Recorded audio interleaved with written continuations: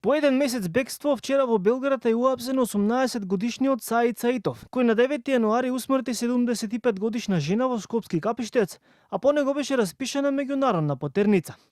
18-годишниот Саид Саитов на почетокот на минатиот месец на улицата Народен фронт ја прегази скопјанката Љуба Јаковлевска.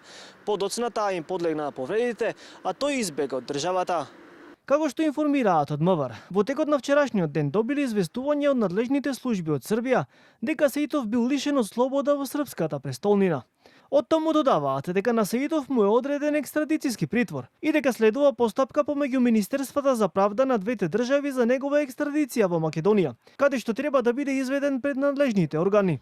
Од Министерството за правда од земјава велат дека само се чекаат списите за екстрадиција од обвинителството, пошто ќе побараат негова испорака во Македонија. Известено е јавното обвинителство на Република Македонија да подготват и достават списи за екстрадиција на лицето. Откако ќе ги добиеме списите од обвинителството, Министерството за правда ќе изготви барање за екстрадиција, кое ќе биде пратено во Република Србија. Велат од ресорното министерство.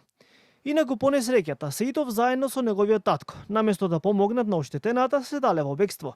Тој сега се товари за тешки дела против безбедноста во сообраќајот и за неукажување на помош. За случајот обвинети се уште две лица, маж и жена кои ги изнеле од државата. Двајцата со извршители се товарат за кривичното дело помагање на сторител по извршено кривично дело, казнило според член 365 од кривичниот законник. Иако нивниот адвокат Звонко Давидовиќ вели дека тие воопшто не знаеле дека Саитов е сторител на тешко кривично дело со смртни последици. Има дете со посебни потреби. Во обвинителството, уште во текот на претходната постапка, притворот за мажот беше определен поради тоа што често патувале за Србија и за Косово, но истите доставија лекарска документација, медицинска документација за нивното дете и кажа дека таму купувале лекови, затоа и често оделе лекови и суплементи кои се многу поевтини во Република Србија. Инаку во моментот на несреќата, 18-годишникот возел непрописно и без важечка возачка дозвола.